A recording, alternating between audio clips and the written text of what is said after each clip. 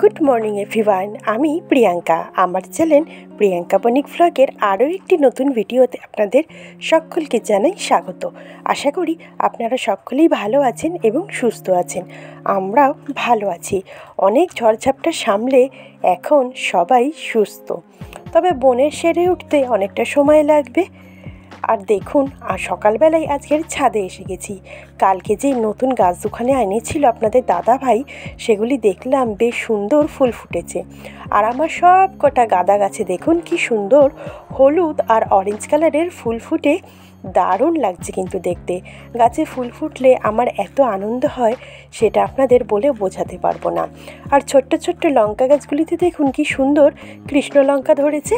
এই লঙ্কা গাছগুলিও কিন্তু এনেছিল হাট থেকে। আর এই যে দেখতে পেলেন বেগুন গাছটা, এটা কালকে এনেছে। এটা থোকা বেগুন। তবে জানেন, সেই বেগুনটা কিন্তু যে হচ্ছিল আপনাদেরকে দেখিয়েছিলাম, সেই বেগুনটা হনুমানে নিয়ে চলে গেছে। আমাদের কপালে আর জোটেনি। তবে যাই হোক, কেউ তো একজন খেয়েছে। আর এইদিকে দোপাটি গাছেও কিন্তু বেশ ফুল ফুটছে শীতকালের মধ্যেও। আর আমি আজকের বেশ তাড়াহুড়োই, কেননা কালকের যে নতুন গ্যাস সিলিন্ডারটা লাগালাম, সেই সিলিন্ডারটা থেকে গ্যাস লিক করছে। তো কোনোভাবেই ম্যানেজ করা যাচ্ছে না, তাই গ্যাসটা অফ করেই আমি আজকের ইন্ডাকশানে রান্না বসিয়ে দিয়েছি। ভাতটা হয়ে গেছে, আর মেয়েদের স্কুলও আছে, যার কারণে আমি ফুলকপি আলু দিয়ে মাছের ঝোল আর ভাত করে রেখে স্কুলে গেছিলাম। আসার পথে আপনাদের দাদা ভাইও অফিস থেকে ফিরছিল, তখন ঘুষো চিংড়ি বা অনেকে ফুল চিংড়িও বলে, সেই চিংড়ি মাছ এনেছিল। তবে আমি অনেক দিন আগে বলেছিলাম বড়া করার জন্য, তবে বড়া করিনি, নতুন একটা রেসিপি করেছি। আর খেতেও দারুণ হয়েছে। তো চলুন আপনাদেরকে শেয়ার করে ফেলি এক এক করে রেসিপিগুলি। তবে হ্যাঁ, ভিডিওটা দেখার প্রথমেই আপনারা কিন্তু অবশ্যই লাইক দিয়ে ভিডিওটা দেখা শুরু করবেন। তো মাছগুলি আমি একে একে ভেজে নিচ্ছি, আর ভাতটা হয়ে গেছে, তারপরেই মাছ ভাজাটা বসালাম। আর যেহেতু ইন্ডাকশানে রান্না, সময় তো একটু লাগবেই, তাই আমি মাছের ঝোলটা বসিয়ে নিজেও রেডি হয়ে নিয়েছিলাম, কেন মেয়েকে নিয়ে স্কুলে যাব আবার আসব, সেই কারণে। আর মায়ের ওখানে আর যাওয়া হয়নি। একটু থিতিয়ে না নিলে আবার গাড়ি ঠাড়ি করে গেলে একটু কোমরে ব্যথা হচ্ছে ঠিকই, ব্যথাটা আরও বাড়তে পারে। তাই ভাবলাম কোমরে ব্যথাটা একটুখানি কমুক, তারপরে আবার যাব।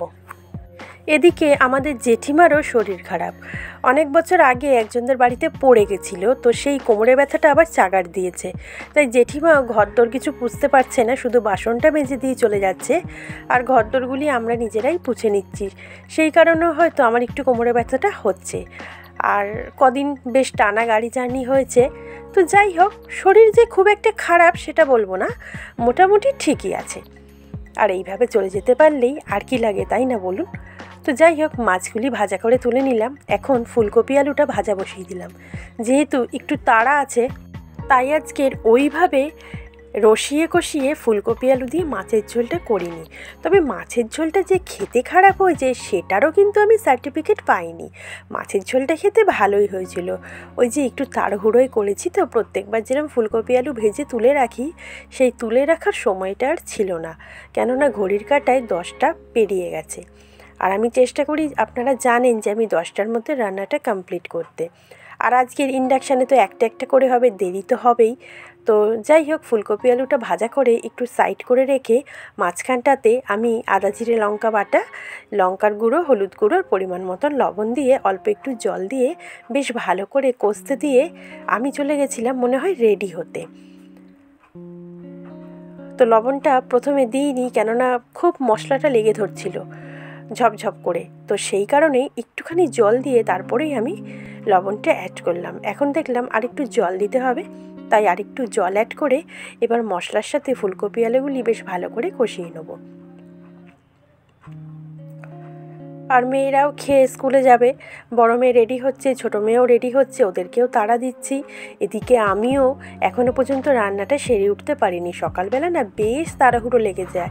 জানেন, আমাদের বাড়িতে আসলে 4 জনে মিলে বেরোনো হয় তো বাইরে, সেই কারণেই হয়তো। তো যাই হোক, বেশ ভালো করে কষা হয়ে গেছে। আর আমি যে বললাম মনে হয় আমি রেডি হতে চলে গেছিলাম, দেখলাম হ্যাঁ ঠিকই আমি রেডি হতে চলে গেছিলাম। আমিও রেডি হয়ে গেছি। এখন জলটা অ্যাড করে মাছটা দিয়ে একটু ফুটতেই আমি ইন্ডাকশানটা অফ করে মেয়েকে নিয়ে স্কুলে বেরিয়ে গেছিলাম। আর আসার পথে বললামই আপনাদের দাদাভাই অফিস থেকে ফিরছিল, তাই আমাকে ফোন করেছিল। আমি একটু সন্তোষপুর স্টেশনে দাঁড়িয়েছিল আর কিও, আমিও সন্তোষপুর স্টেশনে চলে আসলাম, যদিও স্টেশনের ওপর দিয়েই স্কুলে যেতে হয়। তো ফিরে এসে মাছের ঝোলের ওপরে ধনেপাতা ছড়িয়ে মাছের ঝোলটা দেখুন, দেখতেও কিন্তু সুন্দর হয়েছে আর খেতেও সুন্দর হয়েছিল। ওই যে বললাম ফুল চিংড়ি বা ঘুষো চিংড়ি এনেছে, তো চিংড়ি মাছটা এনে ভালো করে ধুয়ে তার মধ্যে লঙ্কার গুঁড়ো, লবণ আর কাঁচা সর্ষের তেল দিয়ে মেখে রেখেছিলাম। আর সাইডে একটু ধনেপাতা কুচি নিয়ে নিয়েছি, আর এদিকে নিয়েছি পেঁয়াজ রসুন আর একটা আলু ঝিরি করে কেটে নিয়েছি। আজকের ফুল চিংড়ির পাতুরি করব। প্রত্যেকবার তো কাটাপোনা বা রিঠা মাছ বা আর মাছ এইসব মাছের ওপরে পাতুরি করি, চিংড়ি মাছটা কিন্তু করা হয়নি, লটিয়া মাছে করেছি। এই চিংড়ি মাছটা আনলে সচরাচর সবার বাড়িতে বড়াই হয়, তবে একবার বড়া না করে এই রকমভাবে একবার পাতুরি করে ট্রাই করতে পারেন। বিশ্বাস করুন দারুণ খেতে হয়েছিল। আমাদের তো সবার বেশ ভালো লেগেছে এইভাবে ভালো করে মেখে কলা পাতার মাঝখানে দিয়ে। আর আজকের আমি ইন্ডাকশানেই পাতুরিটা করেছি। কড়াইতে একটু তেল মাখিয়ে নিয়ে কড়াইয়ের মধ্যে কলা পাতাটা দিয়ে দিয়েছি, এরপর ঢাকনা চাপা দিয়ে দিয়েছিলাম। এপিট ওপিট মিনিট বেশিক্ষণ লাগেনি, মিনিট 20-25 মতন হওয়াতেই দেখুন পাতুরি আমার কমপ্লিট হয়ে গেছে। গরম ভাতের সাথে এই ফুল চিংড়ির পাতুরিটা কিন্তু খেতে অসাধারণ লেগেছে। তো চলুন, পাতুরি তো হয়ে গেছে, এবার আপনাদেরকে একটু খুলে দেখাই। আসলে এক হাতে ক্যামেরা ধরে পাতুরিটা খুলতে একটু অসুবিধাই হচ্ছিল, কেননা পাতুরিটা একদম গরম গরম। আমি নামিয়েই আগে আপনাদের সঙ্গে শেয়ার করলাম, তারপরে আমরা সবাই মিলে খেতে বসে গেছিলাম। আর দেখুন পাতুরিটা এবার আমি খুলছি, দেখছেন যেমন দেখতে হয়েছিল সেরকম স্মেল ছাড়ছিল। আর খাওয়ার কথা কি আর বলবো, যারা যারা ট্রাই করবেন এরম ভাতের সাথে গরম গরম পাতুরি, সত্যি এক থালা ভাত উঠে যাবে আর অন্য কোনো তরিতরকারি লাগবে না। তো যাই হোক, আজকের মতন ভিডিওটা এখানেই শেষ করলাম। আশা করি আপনাদের ভালো লাগবে, আর ভালো লাগলে অবশ্যই চ্যানেলটা সাবস্ক্রাইব করে আমার পাশে থাকতে হবে, আর বেশি বেশি করে লাইক শেয়ার কমেন্ট করতে হবে। আপনাদের কমেন্টের অপেক্ষায় কিন্তু আমি প্রতিদিনই বসে থাকি। আজকের মতন এখানেই রাখলাম, টাটা। সবাই ভালো থাকবেন, সুস্থ থাকবেন, শুভরাত্রি।